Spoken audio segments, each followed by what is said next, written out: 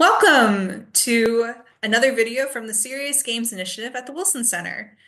We are so excited to have you back.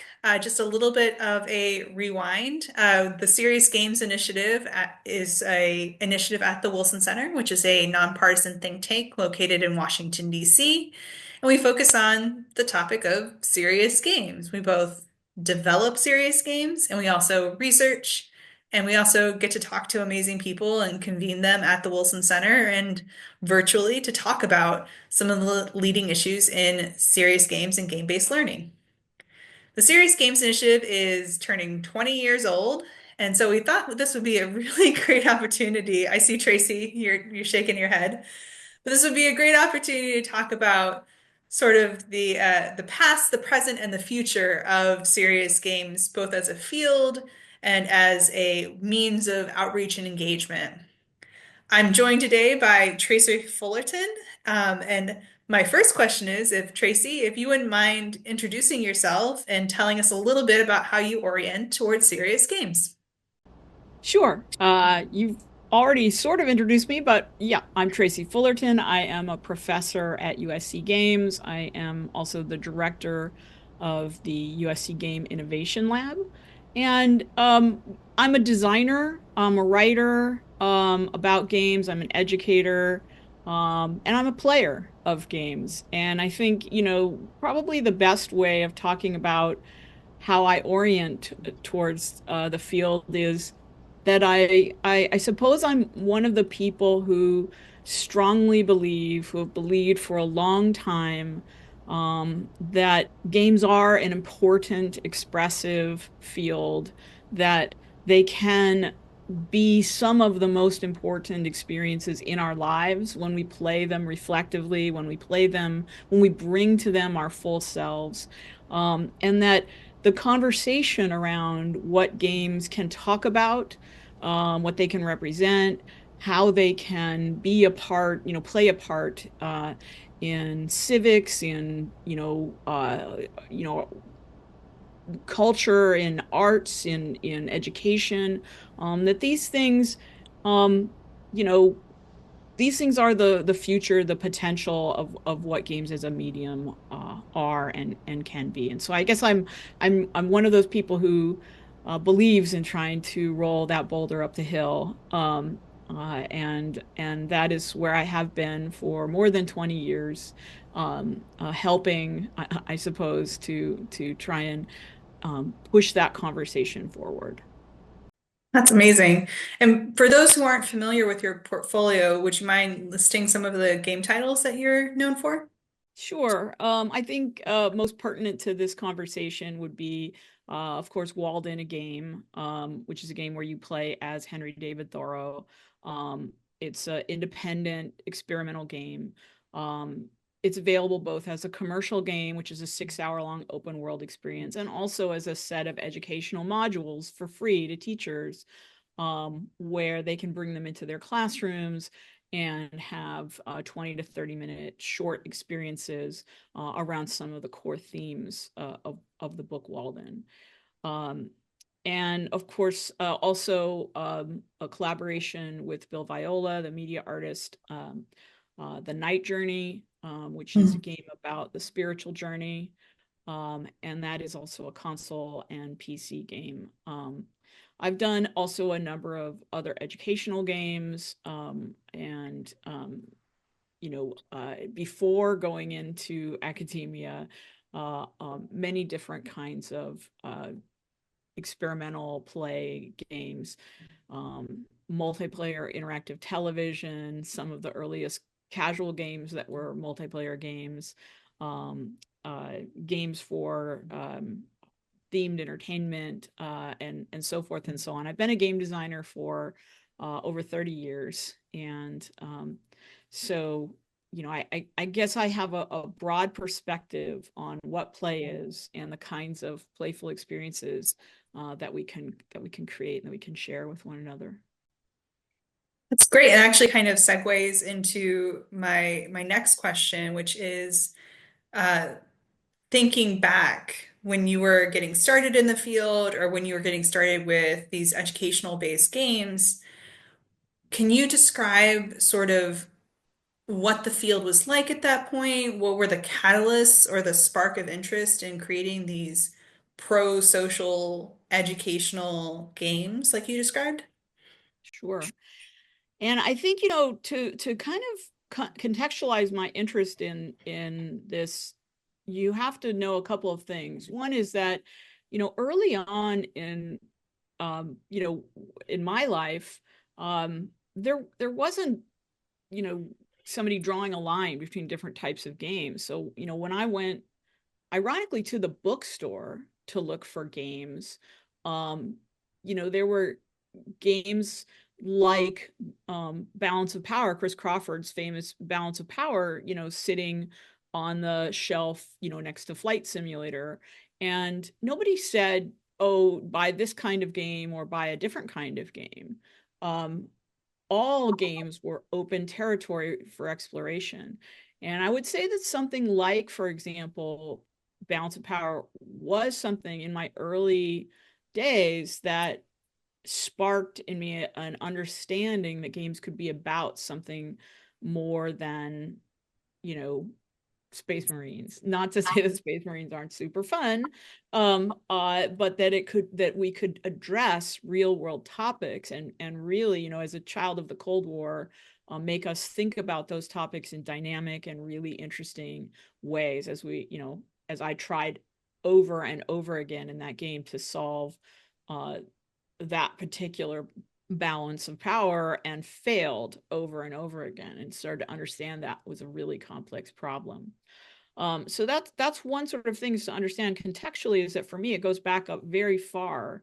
But then I would say that in this discussion, we're talking about something that happened around 20 years ago.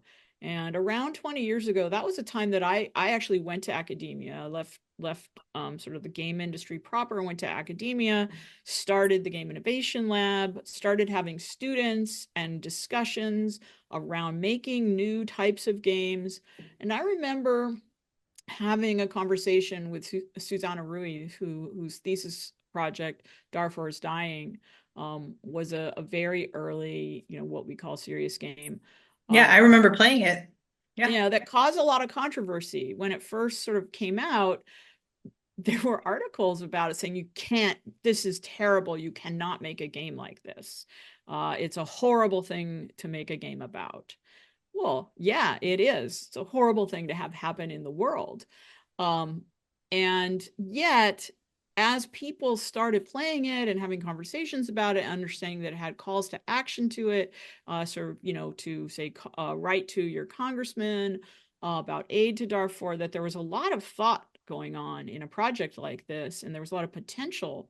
As that started to happen, the conversation around games like that changed. And specifically around that project, it went from being, I remember Susanna coming to me and, in like tears saying, oh my God, Wired has written this thing about us that we should be, banned basically. Um, and then, of course, the conversation started to shift as you had communities growing up of developers and stakeholders who wanted to make games in these areas, and so for me that was a catalyst moment Mhm. around this time 20 years ago that this started to happen. Yeah, for those who haven't had the experience of playing that game, because I viscerally remember playing it, it really did. You were allowed to like select a cast of characters. When I say characters, I mean representations of people who were in camps at the time. And I remember always struggling. I would always pick one of the little kids, and I'd mysteriously not be able to execute the mission goal of getting water for the camp or something along those lines. Yeah, that was So the first scene. Yeah, yeah, yeah, I don't confess to being a really good gamer all the time, but it's a really canonical game in the sense of it highlighting a very serious issue through play. So right. it's really interesting to hear that sort of history of the And tension. those characters were chosen specifically because they were the types of people who were being kidnapped and put into these camps or even having worse fates, right? And so you would find out what would happen when they would be captured, based on, how old they were, what gender they were, things like that. And it was a really shocking moment when your character would be captured because the characters were always captured, pretty much. Having that sort of high risk, right? The RNG not in your favor, or the Yeah. randomization of the game in your favor for it really does kind of bring those points home.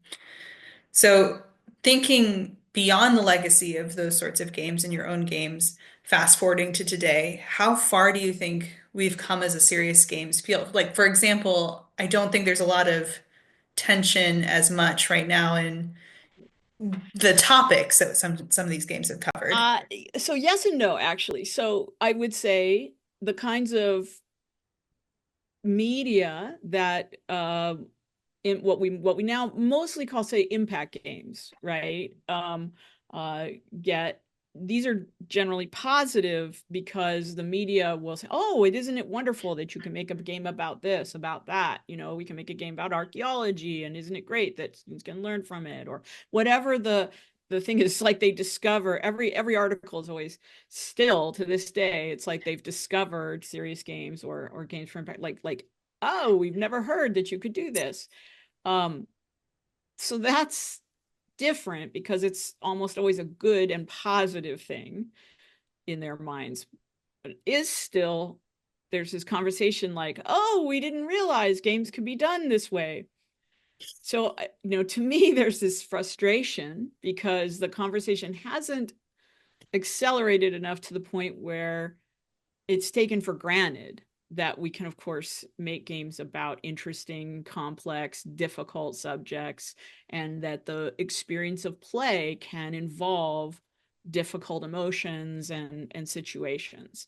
That's interesting. That it's interesting to play our way through those kinds of situations.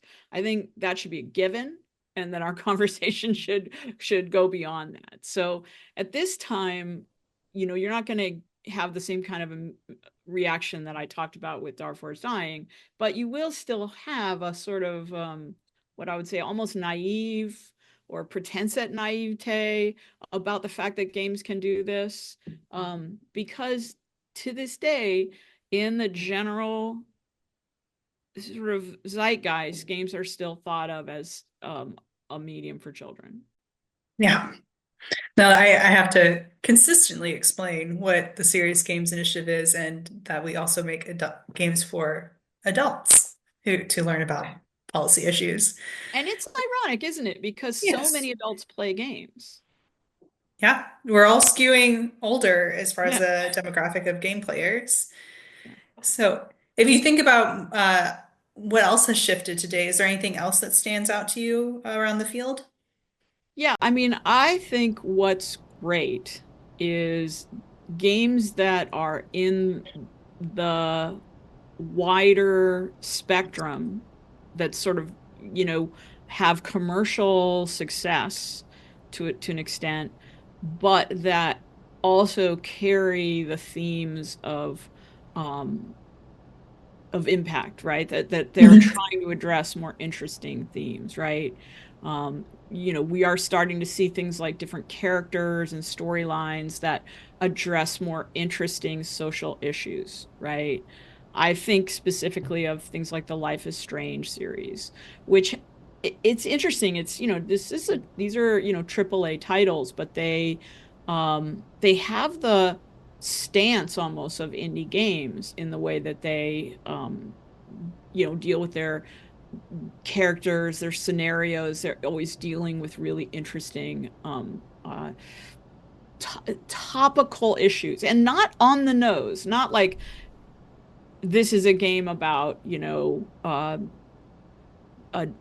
race relations in America. If you look at something like Life is Strange 2, which the main characters are two boys, they're mixed race, their mothers from the US, their fathers from Mexico, right?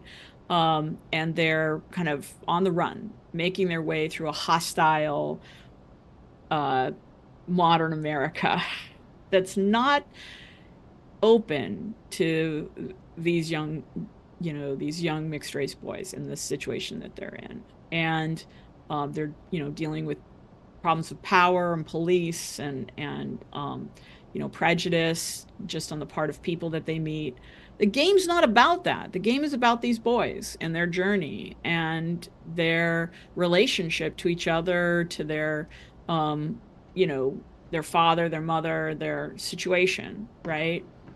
But it really brings up some beautiful moments of, just as you're playing it, you're like, oh, wow, these people are being really prejudiced to us, you know? And as you play as that character, you may never have experienced that yourself, right? And so it's a wonderful window into that world. So that's just one example. I think there are a lot of um, modern games that are reaching out beyond just the sort of standard characters, standard scenarios, standard storylines. And they're large scale games, but they are saying, "Hey, you don't have to just do the same old fantasy. We can also include some thoughtful ideas here, because we have an audience and we can Mhm. talk about these things." So that's exciting to me. It's exciting to me because it doesn't, kind of like going back to my initial statement, it doesn't sort of cordon it off and say, this is the serious games section. It's saying, hey, games can have serious ideas in them, all games. Yeah. When you were describing, by the way, going to the bookstore, I was remembering going to places like Best Buy, and the educational games were kind of mixed in with whatever other game you wanted to blend. As far as the modern triple A's or other sort of industry leaders getting into this, does this sort of, in your view, widen the spectrum of what a serious game can be? Yeah. I mean, I hope, I mean, to me, the perfect world is where we no longer need that term, quite frankly. It's like saying, I suppose it's a little bit like saying serious literature. I mean, isn't that a little redundant, right? Isn't the whole point of literature that it takes on serious ideas and themes, right? Um, that's why I hope someday that we just talk about games, Hmm. right? We'll talk about games, and some games will have more interesting themes than others. But we'll talk about them, and we won't have to say whether it's dealing with a serious topic or a topic that hopes to make impact or not, right? Hmm. Yeah, that's a really good goal for the field. Are there any other hopes that you have for serious games, or what you would anticipate is the next big Well, my thing in the... hope, my hopes are perhaps larger than just games, but I think that one of the core problems facing games uh, it is not unique to games. It's one of the core problems facing games is that our own audience, um, some parts of our own audience adamantly don't want games to grow. And I think that's a shame because anyone who loves games should want them to grow. Anyone who loves playing interesting things should want new interesting things to play. So I think that, we're in this moment where it's very difficult to talk about wanting games or media of any kind to change and grow and to take on new, interesting, more complex ideas because there's this um, resistance that comes from a core part of the audience. And that resistance frightens the people who have the money to fund such things. So for me, I think, that's a barrier. It doesn't mean we shouldn't stop trying. I think it means that we should double down and we should try even harder. Because those people, whether they know it or not, need these conversations more than anyone else. They Yeah. need to be in, conversations about serious topics, and they need to learn how to be in conversations that include diverse voices so they can hear other opinions. On that note, with the idea of looking to the future of serious games, are there any words of wisdom you would have to the young Tracys out there or the young developers who are trying to get those big thoughts into games? You know, I would say, ironically, start small. Um, I think that, you know, we tend, myself included, to have big ideas and think that our big ideas need big execution. And unfortunately, that means big risk when you're talking about getting to an audience. So my advice, which would have gone to the old, young Tracy, would have been start smaller. Uh, you know, don't spend 10, 15 years on one game, which is what I did. Uh, maybe smaller games, shorter time periods. That Yeah, and maybe focus topics, right, too, yeah, because like yeah. Walden is such a broad atmosphere, but there's a lot of agility in having a small game, It's true. right? I wanted to make that game the way it was, and there's no way you would have convinced me to make it another way. But you're asking me to give advice, and so that's the advice I would give my students. Uh, Yep. and they'd probably take the advice as well as I would. Well, thank you so much, Tracy, for your time and your wisdom on the for the young Tracys out there, as it were.